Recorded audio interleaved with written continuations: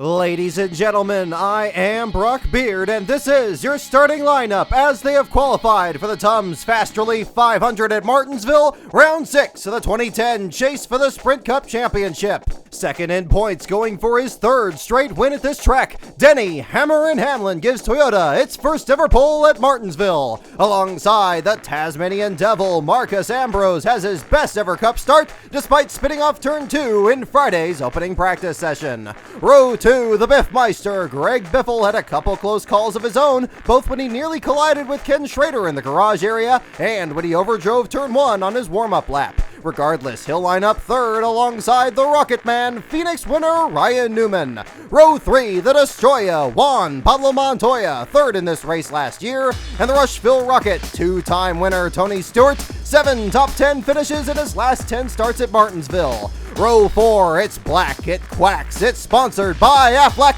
the 99 of Concrete, Carl Edwards, and Hoodaman, Chicagoland winner David Rudaman. Row 5, your winner last Saturday night at Charlotte, Joplin, Missouri's Jamie McMurray, and the amazing David Regan nets his third top 10 start in the last 8 races. Row 6, the Wonder Boy, 7-time pole and race winner Jeff Gordon has 11 straight top 5s at Martinsville, but has not won here since this race back in 2005. The bright yellow fella, Paul Menard, has now started in the top 15 in 8 of his last 10 starts. Row 7, sleek and swift, Regan Smith, 11th in practice on Friday, and the need for Scott Speed made his Cup debut in this race 2 years ago. Row 8, it's dangerous AJ Allmendinger, King Richard's 43 last won at this track in 1999, and the New Jersey Fury, Martin Truex Jr. had a very loose Toyota in qualifying. 2 Childress cars back in row 9 with the Warrior from Emporia, Clint Boyer, and the Mayor, Jeff Burton. Burton enjoyed one of his best runs of 2010 here in the spring before a tire let go in the final laps. Row 10, the 40, dominate of point leader and 6-time winner Jimmy Johnson has his worst start at Martinsville in 3 years, but coming into today, he has 16 straight top 10 finishes at this track.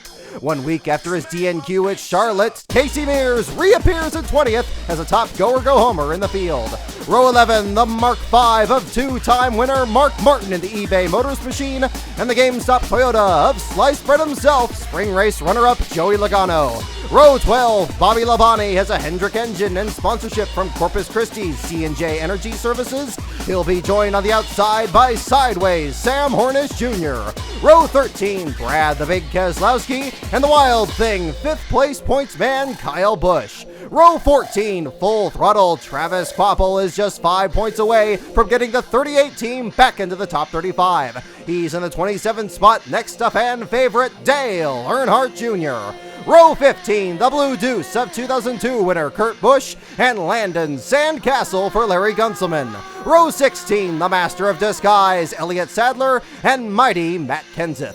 Row 17, Casey Citizen Kane climbs into the Red Bulldozer for the first time after he was released from Richard Petty Motorsports Wednesday night. The Buckeye Bullet Dave Blaney returns to Tommy Baldwin's number 36. Row 18, the Cuban Missile Arik Almirola, tabbed as Kane's replacement, now makes his first Cup start since a spring race at Martinsville. Happy Kevin Harvick, third in the points, is the lowest starting chase driver in today's field. Harvick hopes to make up ground in the pits today as he and teammate Clint Boyer traded pit crews earlier in this week.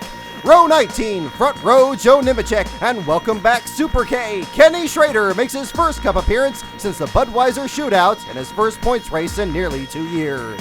The 20th row belongs to Front Row Motorsports with David Gilliland in the Taco Bell car and the A&W machine of Tony Have You Ever Seen the Rains.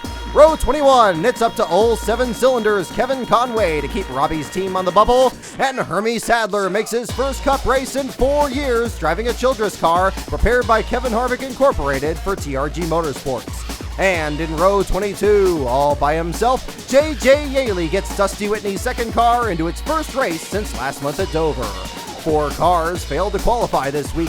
Yaley's teammate Michael McDowell missed the race, but good news is the 46 team will no longer have to start and park for the rest of 2010, thanks to new sponsor Redline Oil and an extension by Cash America. Robby Gordon failed to get his second car into the race, and both Prism Motorsports machines of Terry Cook making his first attempt since Pocono in June, and Johnny Sargent Sauter. Sadler lost control of the 66 car in opening practice and backed it into the fence, forcing extensive repairs to the rear of the machine. Without a backup car, however, the battered number 66 rolled off pit road in qualifying, then right back onto it, just enough to count as a qualifying attempt in the owner's standings. In addition, Dennis Setzer was unable to attempt his first Cup race in 2 years when the team was forced to withdraw following this crash in the exact same spot. K Automotive Motorsports did not have a backup car either, and the damage was too significant for the 92 team to make repairs. Setzer has not made a Cup race since this event back in 1998, and K Automotive has yet to make his first start in this series. And ladies and gentlemen, there's your field of 15 Chevrolets, 12 Fords, 12 Toyotas, and 4 Dodges in today's Tums Fast Rally 500 at Martinsville.